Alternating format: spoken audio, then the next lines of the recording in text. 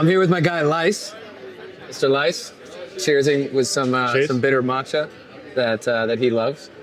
And I wanted to talk a little bit today about Run Club, where we're at. We're at the brunch spot after a 6 and a 3 km run on a Sunday morning, 8 a.m. This was your vision. At some point, you decided you wanted to start a run club in Medellin, and it's become not only the largest run club in Medellin, but maybe even in South America. I don't know. Would that be maybe a bold statement with that? Yeah. But it's incredible what this community has become. And, you know, I came into it a few months in and saw what you were building and really loved it. I'm just curious to start from the beginning of what was your intention? Why did you build the Medellin Run Club? Man, it was interesting because I didn't expect or didn't have a vision or like goal to build as it is right now, like with almost 200 people every Sunday coming to Run Club, 8 a.m. I just built from, like, I seen a need because I needed myself. So I always went to Ciclovia to run by myself, sometimes with a couple of friends, but you always feel like you're in those circles of people who are entrepreneurs maybe, who are doing good things, great things, but not many people I found in my circle would be in fitness, wellness community, and like in those environments. And what I find to be the case, this is one of our volunteers, great guy. In video. Oh no! Oh fuck! Sorry. Happens. So why we started it was I was looking for a healthy place to meet people. I wanted to build something like a wellness community, like a fitness community, and meet people in a healthy environment, like fitness, healthy living. And I was seeing those examples like outside of Colombia, like the run clubs already starting popping off in different countries. And I seen an example. And I wanted to bring this in Medellin because there wasn't anything. So when we started only 4 people, like myself. There was one girl that we started together, and then there's like a couple other people. And we said 4, then like next weekend was 6, 8, 10. It started growing, bigger, and then started bigger, and now we have, that's the vision. We want to just bring people together in a healthy environment. How did you put the pieces together? Because there's a lot of moving pieces to make this happen. And when you were first starting it, you often don't know how to do it, I guess, but you're kind of figuring it out as you go. Like, what were those initial pieces that you felt like you needed, and then how's that changed over time? I would say for us, it was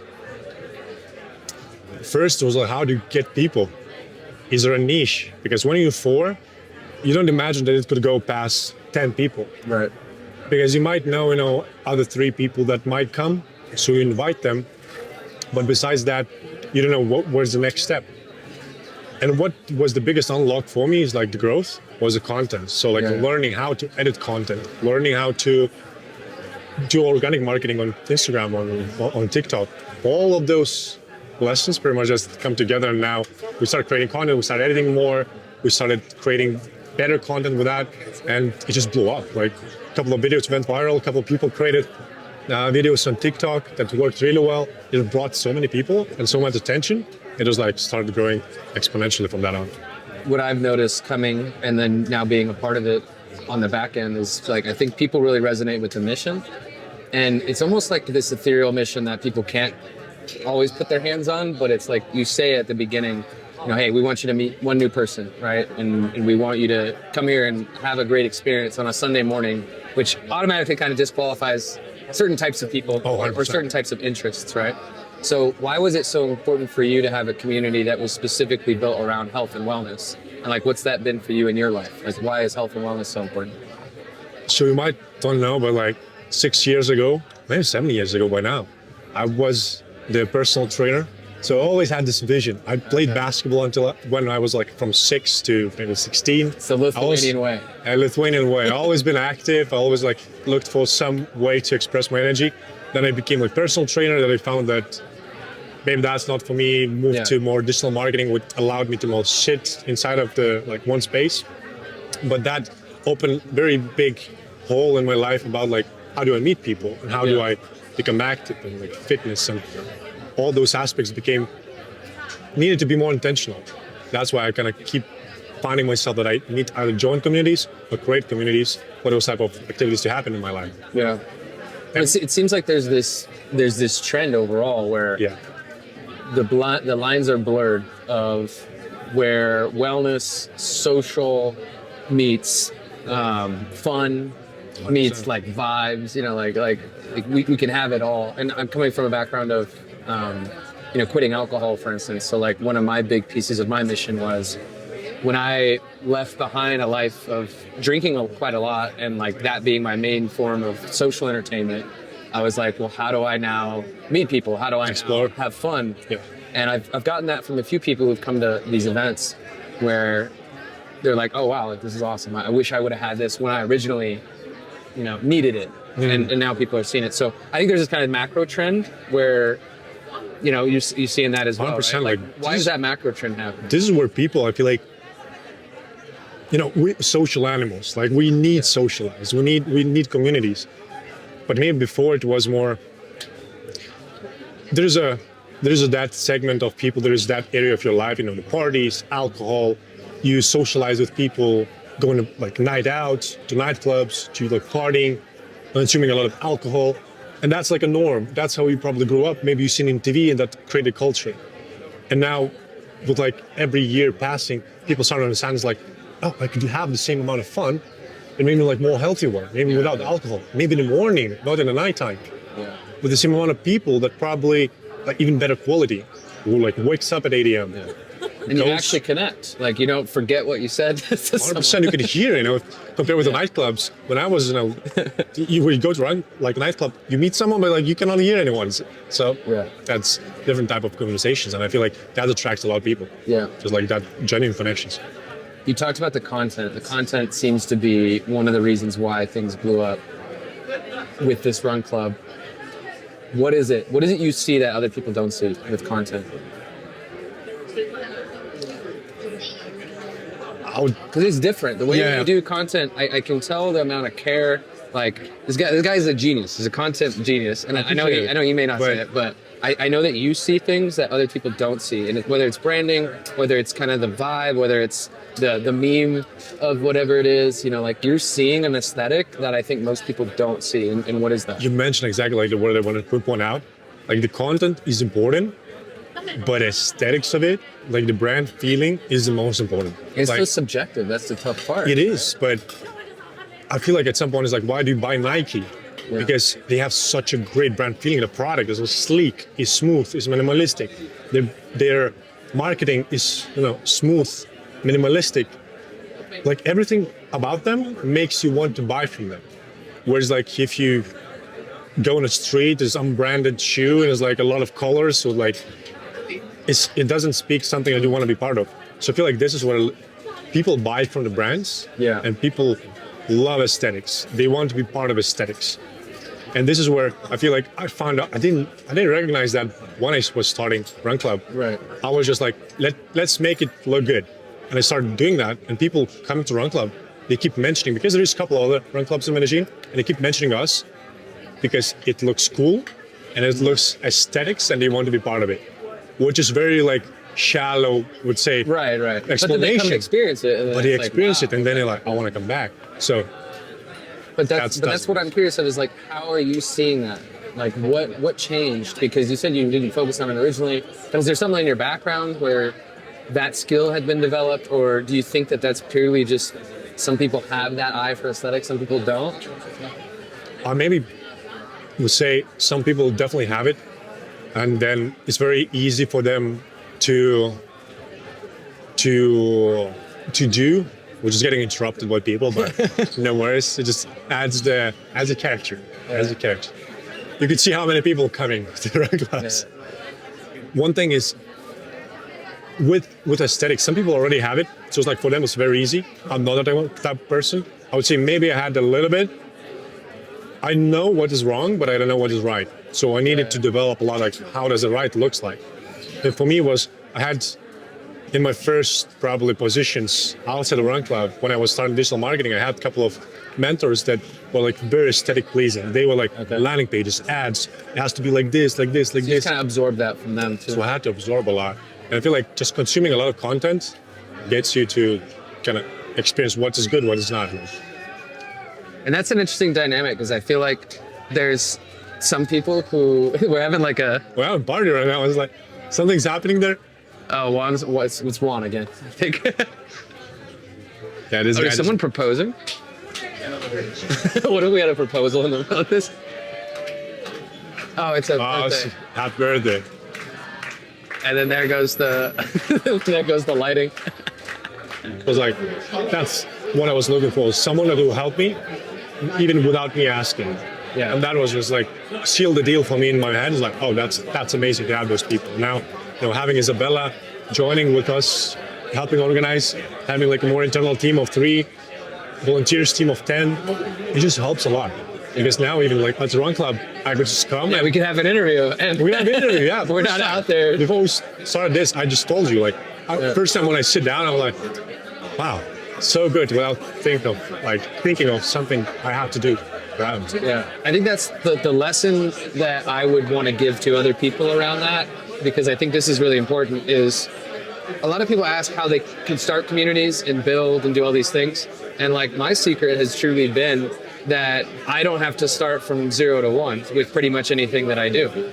I'm just focused on finding things that really resonate and align with my mission, my values, people that I want to work with or collaborate with, and then add a ton of value. Like you said, do it without that person needing to ask. Because if you're looking for opportunities like in your life, they're all around you. They're truly all around you. It just takes you being proactive enough to understand that if I really want to be involved in something, and I was coming every week anyway, I was like, dude, this is so much fun. Like, I want to be here. And my nature is to tend to want to be in leadership or be helping or, be valuable in some way. Yeah. So it was interesting to kind of have you recognize that in me and then eventually ask me like, hey, you want to come every week and do the bracelets and do part of this. And then now we're, signing operating agreements and figuring out how to monetize things. And yeah, it's been a really fun ride. I guess, what are the downsides? Because I know that when you create something like this, which not a lot of people do, there are parts of it that people don't talk about, which is something I want to give you to talk about. What's the downside of creating a community like this, the events? I have my own. Yeah, that's a hard question, but maybe too much friends, too much fun. Too many friends, too much fun, too much community. No, I'm just kidding, but I would say the biggest negative thing for me has been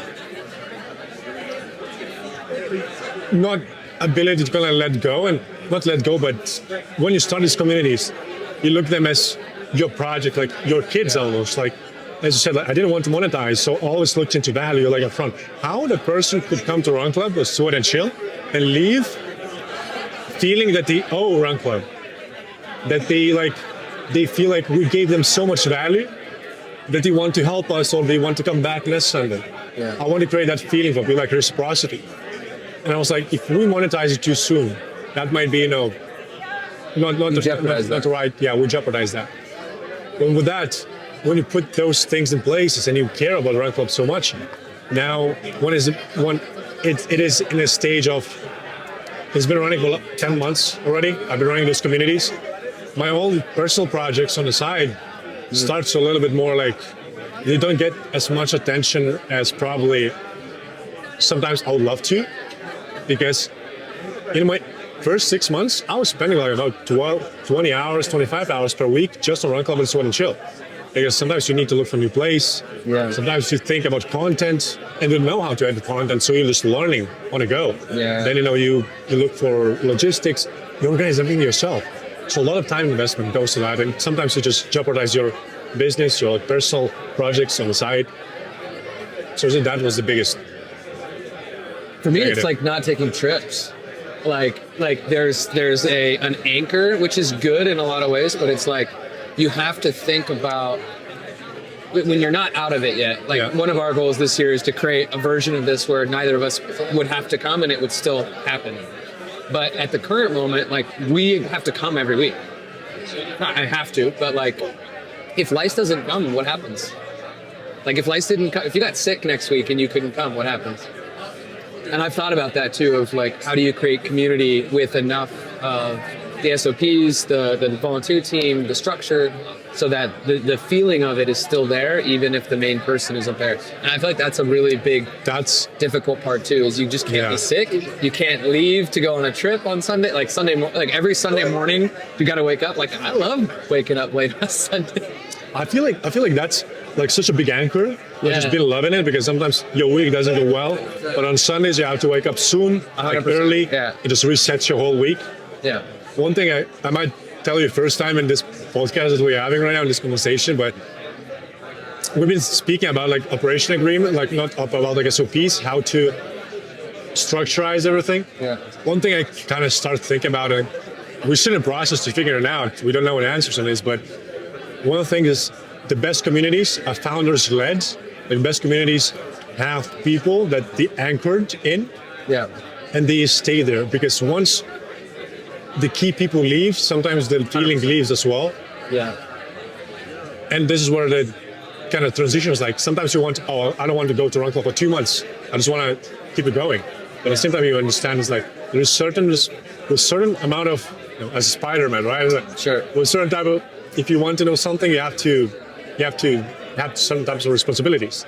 If I want to own the biggest communities in Medellin, or like biggest community in South America, as you said, I have to show up. We have to work. We have to kind of do that. If we just want to optimize and run this side hustle, that might be 20 people, 30 people Run Club, but might not be the biggest. But I think it's something that people don't think about. I think people, especially people that come maybe once a month, or they come every now and again, and they come every time, and we're there. And it's like, maybe you don't think that, we've got to be there every week. And it's an interesting, I love the angle of it's a responsibility, but it's a chosen responsibility. It's one that we choose because of how important the mission is, because of how important the people are to us, because of how important the experience is. 100%. And so I look at it much more as an upside of like responsibility than downside, but I think a lot of people don't think about that when they're creating a community. And they're like, I want to create this community. And they're like a couple months in, they're like, I have to be here. Yeah, like they don't think about it. And it's like, man, it's big. I'm just curious, like, what happens next? Like, what's the next vision for this year with Run Club, with Sweat and Chill, other communities that you want to build? What's next for Lais? What's next for us? Like, this is going to be an interesting prediction that you're going to make right now that we'll get to look back on. Yeah, that's exciting. Yeah, I would say first year, what are we starting with? Like, it's second year that we're starting, right? So it's the second year with more structure. We already have a successful product. Now for this year, it's like, how do we improve the product without losing the initial drive, initial hook that got people hooked? So that will be a challenge. And for us, it's like growth in the amount of people that come. So maybe we'll get to 300, where we're aiming. I don't know if they're not going to fit in this restaurant. Getting better logistics with the post-run space, because now we have a place, but the service is hard for restaurants to service that much people. It's hard to service all the people. So we kind of wanted to improve that part.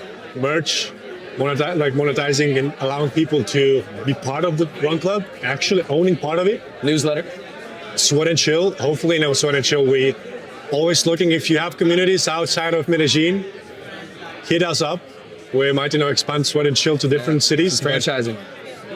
More of that now, just like building the same product to be the better version with more people and at a bigger scale. So now it's like, we're stabilized. Now let's build a team, which that's why one of the things is like why I brought Jordan in, like why I want to have him on board, because he's good with operations. He's good with a scaling of the companies in a structured way. So that's why I want to have you, in this year to kind of just push us forward in the right way with like right community. So when nothing breaks, if it breaks, we fix it. And man, I'm excited for this year. It's going to be awesome, man.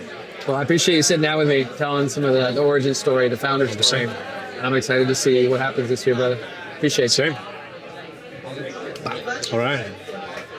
Good to go. What's up?